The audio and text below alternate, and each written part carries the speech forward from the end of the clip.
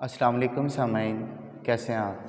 मैं हूं डॉक्टर मोहम्मद सजाद और आज एक बार फिर आपके इस यूट्यूब चैनल पे एक नई वीडियो, एक नई किताब और एक नए मुसन्निफ़ के साथ हाज़िर हुआ हूं। मोहतरम सामाइन, आज की ये खूबसूरत किताब कैद है। ये एक नावलट है जो अब्दुल्ला हुसैन ने लिखा। इस नावलट के अंदर अब्दुल्ला हुसैन ने मजहबी इस्तेहसाल, गाँव की ज़िंदगी के नशेब व फराज, दोस्ती यारी, गुनाह जुर्म सज़ा, इस तरह की चीज़ों को बयान किया है। इस नावलट की कहानी एक गाँव रखवाल में शुरू होती है। इस गाँव में एक चौधरी है, चौधरी बरकत अली। ये शख्स लावल्द है, यानी इसकी कोई औलाद नहीं। ज़िंदगी के बहुत सारे साल गुज़रते हैं और ये बे औलाद रहता है। फिर एक वक्त आता है कि किसी दरवेश की दुआ से इसके यहाँ एक बेटा पैदा होता है। ये बड़ा खुश होता है, बेटे की खुशियाँ मनाता है और उसका नाम करामत अली रखता है। करामत अली बहुत मजबूत जिस्म का एक लड़का होता है। इसको स्कूल के अंदर तालीम दिलवाई जाती है। स्कूल की तालीम के बाद ये कॉलेज जाता है। इसके साथ साथ ये हर तरह की सरगर्मियों में हिस्सा लेता है। फुटबॉल खेलता है, क्रिकेट खेलता है, कबड्डी, कुश्ती लड़ता है और इस तरह कॉलेज के अंदर ये पहुंच जाता है। इसी के गांव का एक पेश इमाम है जिसका नाम मौलवी अहमद शाह है। मौलवी अहमद शाह का एक लड़का फ़िरोज़ शाह भी करामत अली का क्लास फेलो है। ये दोनों स्कूल में भी इकट्ठे पढ़ते हैं और फिर कॉलेज में पहुंच जाते हैं। कॉलेज में पहुंचने के बाद ये दोनों सियासत में भी हिस्सा लेते हैं। करामत अली का कद चूँकि थोड़ा कम होता है, इसलिए ये लोगों की नज़रों में इतना ज़्यादा नहीं आता, ख़ुसूसन ख़वातीन की नज़रों में, जबकि फ़िरोज़ शाह एक लंबे कद का खूबसूरत लड़का है। ये दोनों कॉलेज में भी अपनी काबिलियतों का लोहा मनवाते हैं। यहाँ पे एक लड़की है रज़िया सुल्ताना, जो मंज़र आम पर आती है और रज़िया सुल्ताना स्टूडेंट्स विंग में लड़कियों की तरफ से यूनियन लीडर है। अब रज़िया सुल्ताना बढ़ चढ़ के हिस्सा लेती है और दूसरी तरफ करामत अली और इसके साथ साथ फ़िरोज़ शाह ये भी लड़कों की तरफ से सियासत में हिस्सा लेते हैं। अब ये जो सुल्ताना रज़िया सुल्ताना है, ये फ़िरोज़ शाह की कदो-कामत पे मर मिटती है और उसे पसंद करने लगती है। लेकिन करामत अली से बेखबर होता है और इस बात को दिल में महसूस भी करता है कि रज़िया सुल्ताना मेरी तरफ अट्रैक्ट क्यों नहीं हो रही। अब वक्त गुज़रता रहता है और फ़िरोज़ शाह उसे मशवरा देता है करामत अली को कि तुम्हें कोई नौकरी कर लेनी चाहिए क्योंकि तुम इम्तिहानात में नाकाम हो गए हो। करामत अली फ़िरोज़ शाह की इस बात पे अमल करता है और पुलिस में नौकरी आती है। ये पुलिस में वार्डन की जॉब के लिए अप्लाई करता है और वहाँ पे कामयाब हो जाता है। ये शख्स नौकरी करने लग जाता है। दूसरी तरफ फ़िरोज़ शाह और रज़िया सुल्ताना के दरमियान मुलाकातों का एक वसी चक्कर चलता है और बिलाखिर रज़िया सुल्ताना उम्मीद से हो जाती है, यानी उसके यहाँ हमल ठहर जाता है और वो बच्चे की मुंतज़र रहती है। और याद रखिएगा, रज़िया सुल्ताना एक मजहबी और कंजर्वेटिव घराने से ताल्लुक़ रखती है, इसलिए ये अपने हमल को जितनी कोशिश करती है कि छुपाया जा सके, उतनी ही ये कोशिश करती रहती है। अब ये जो करामत अली है, ये कुछ अर्सा मुलाजमत तो करता है, लेकिन फिर मुलाजमत से उकता के ये गाँव वापस आ जाता है। जब ये गाँव वापस आता है तो ये मुकम्मल अपने आप को शरई अंदाज में ढाल लेता है, यानी ये पीर फ़कीर का लिबादा ओढ़ लेता है।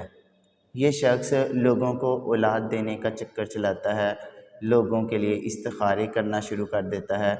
इस तरह मजहबी इस्तेहसाल जो है वो जारी रहता है। इसी इनके इलाके के साथ, यानी ये जो रखवाल गाँव है, इसके साथ ही एक गाँव है जिसका नाम कच्चा खूह है। वहाँ पे चौहान बरादरी के 4-5 भाई रहते हैं, जिनमें से एक बे औलाद है।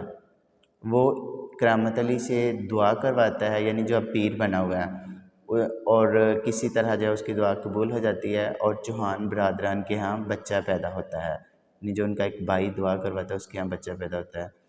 وہ بڑے خوش ہوتے ہیں اور وہ اس خوشی میں اپنی بہت ساری جاگیر کرامت علی کے نام لگوا دیتے ہیں، اور پھر ضد کر کے کرامت علی کو اپنے گاؤں رکھوال سے ان کا جو گاؤں تھا کچا کو وہاں پہ منتقل کر لیتے ہیں۔ وہاں پہ یہ ان کو کرامت علی کو 2 ایکڑ کا ڈیرا بنوا کے دیتے ہیں اور یہ وہاں پہ رہنا شروع کر دیتا ہے، اور اس طرح سے اس کی پیری مریدی اور چلتی جاتی ہے۔ اب آگے یہ ہوتا ہے کہ لوگ اس کو پیر ماننا شروع ہو جاتے ہیں۔ یہ چونکہ پڑھا لکھا ہے، لوگوں کے ساتھ انہی کی زبان میں گفتگو کرتا ہے، تو اس طرح سے یہ وہاں پہ اچھا خاصا ایک جو ہے وہ پیر بن جاتا ہے۔ دوسری طرف ہم دیکھتے ہیں کہ یہ جو فیروز شاہ ہے، یہ وہاں پہ ایک ہاسٹل ہے، وہاں پہ قتل کر دیا جاتا ہے، اور رضیہ سلطانہ حاملہ ہے۔ رضیہ سلطانہ کے ہاں جب بچے کی ولادت ہونی ہوتی ہے تو یہ کرامت علی کے گاؤں میں آتی ہے، کیونکہ اسے پتہ ہوتا ہے کہ اس گاؤں کے اندر فیروز شاہ کا باپ بھی ہے، تو اس لیے میں بچے کو فیروز شاہ کے باپ کے حوالے کر دوں گی۔ یہ رات کو ایک کماد کی فصل میں ٹھہرتی ہے، وہاں اس کا بچہ پیدا ہوتا ہے، لیکن اس کی ہمت نہیں پڑتی کہ یہ فیروز شاہ کے اس ناجائز بچے کو اس کے باپ کے حوالے کرے، اس لیے یہ رات کو اپنے بچے کو مسجد کی سیڑھیوں پہ رکھ آتی ہے اور دور کھڑی دیکھتی رہتی ہے کہ میرے بچے کو اس کا دادا آ کے دیکھتا ہے کہ نہیں۔ اب صبح جو ہے جب اذان ہوتی ہے، فیروز شاہ کا باپ مولوی احمد شاہ وہاں پہ آتا ہے، وہ اس بچے کو دیکھ کے کہتا ہے کہ یہ بچہ حرامی ہے کسی کا، اس لیے کوئی یہاں پہ رکھ گیا ہے۔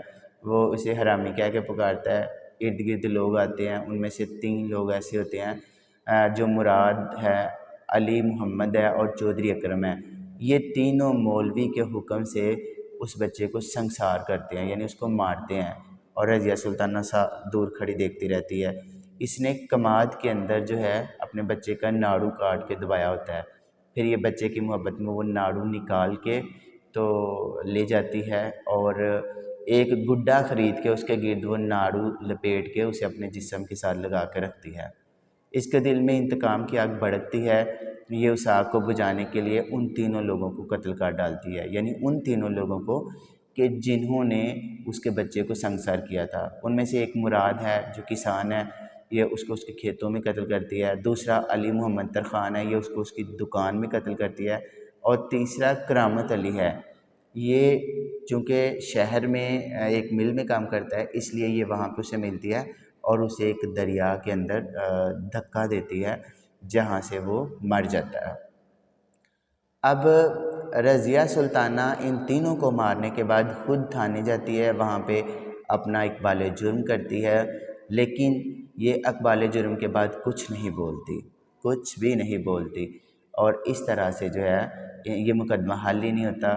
پھر اس کو پھانسی کی سزا ہو جاتی ہے۔ پھانسی کی آخری رات یہ مولوی احمد شاہ سے ملنے کی خواہش ظاہر کرتی ہے۔ مولوی احمد شاہ کو بلایا جاتا ہے اور وہاں پہ مولوی احمد شاہ کے سامنے یہ اقرار کرتی ہے کہ تم نے میرے بیٹے کو مارنے کا حکم دیا تھا، اس لیے میں یہ تمہارے بیٹے کو میں نے ان 3 لوگوں کو مارا ہے۔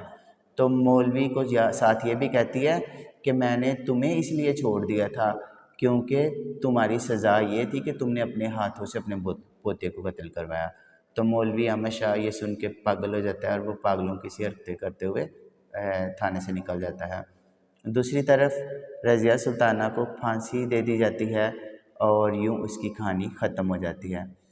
دوسری طرف یہ جو کرامت علی ہے یہ پیر بنا ہوا ہے، اور اس کا ایک بیٹا سلامت علی ہے، وہ بھی اب نوجوان ہے، BA کر گیا ہے۔ تو کرامت علی کی خواہش ہے کہ یہ اب صرف پیری مریدی کا زمانہ نہیں رہا بلکہ سیاست میں بھی آنا چاہیے، وہ اس کو سیاست میں لانے کی اپنی پوری کوشش کرتا ہے۔ وہ لڑکا بھی بہت ساری اپنے اوپر محنت کرتا ہے، باپ کی جتنی بھی کاوشیاں اس کو رائیگاں نہیں کرنے دیتا۔ اور دوسری طرف کرامت علی جو ہے یہ خود عورتوں کا پجاری بھی ہے، عورتوں کو بچہ دینے کے لیے ان کے ننگے جسم پہ ہاتھ پھیرتا ہے اور اس طرح کے کام کرتا ہے۔ ایک دن اچانک اس کی ڈیتھ ہو جاتی ہے اور سلامت علی گدی نشین بن جاتا ہے۔ سلامت علی سوچتا ہے کہ مجھے اپنے اس سارے آستانے کو اور اپنی جائیداد کو نئے سرے سے استوار کرنا چاہیے۔ وہ اپنے نئے کچھ مشیر مقرر کرتا ہے اور ان کی مدد سے اس جو جائیداد ہے، جاگیر ہے، وراثت ہے، اس کو ایک نئے انداز میں ڈالتا ہے۔ تو سامعین، یہ تھی آج کی ایک کتاب جس کا ایک مختصر سا خلاصہ میں نے آپ کے ساتھ میں شیئر کیا۔ مجھے امید ہے کہ آپ کو یہ کتاب پسند آئی ہوگی۔ اس ناولٹ کو ضرور پڑھیں، اس میں بہت ساری انفارمیشن ہے، چاہے وہ مذہبی استحصال کی صورت میں ہو، چاہے سیاست کی صورت میں ہو، چاہے غریب لوگوں کی زندگیاں ہوں، ہر چیز اس کے اندر جو ہے وہ موجود ہے۔ تو اسے ضرور پڑھیے، دوستوں تک بھی پہنچائیے، اپنے اس چینل کو ضرور سبسکرائب کریے اور بیل آئیکن کا بٹن بھی دبائیے تاکہ میری ہر آنے والی ویڈیو آپ تک پہنچ سکے۔ اللہ حافظ۔